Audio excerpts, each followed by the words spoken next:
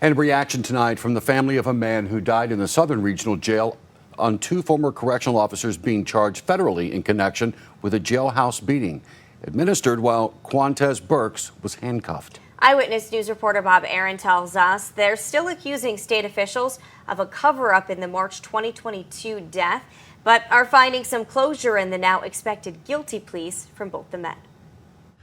The family of a Southern Regional Jail inmate who's less than a day behind bars awaiting trial, apparently turned into a death sentence, says they are finally seeing some closure. Federal conspiracy charges have been filed against 2 former corrections officers expected to plead guilty in connection with the March 2022 death of Quantez Burks. The federal information charging Stephen Wimmer and Andrew Fleshman with conspiracy indicates the 37-year-old Burks was assaulted by multiple correctional officers while handcuffed and not a threat to anyone.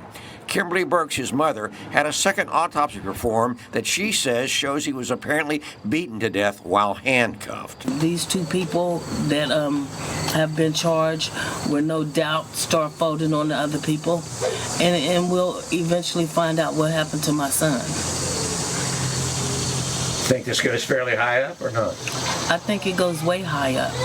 I think it's a conspiracy within all of them because it's just so much covering up. Jim Justice has yet to acknowledge anything has happened. Court documents indicate her son was being punished for trying to push past a guard earlier. Corrections in the state are also dealing with a separate $330 million lawsuit over alleged inhumane treatment of inmates. He walked in and got carried out in a body bag. Yes. And What's wrong? it's not right. The victim's family says that without the involvement of the federal government, the case probably would have never been solved. State officials will only say that this is an ongoing federal investigation and they can't comment.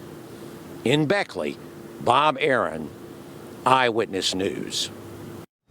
Thank you, Bob. And an information plea means a defendant has given up his right to be indicted first by a grand jury and usually implies cooperation.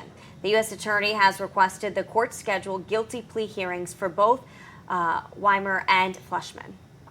Thanks so much for watching. Here's another video from Eyewitness News. Just click right here to subscribe to our channel and make sure you hit that bell notification to get the very latest.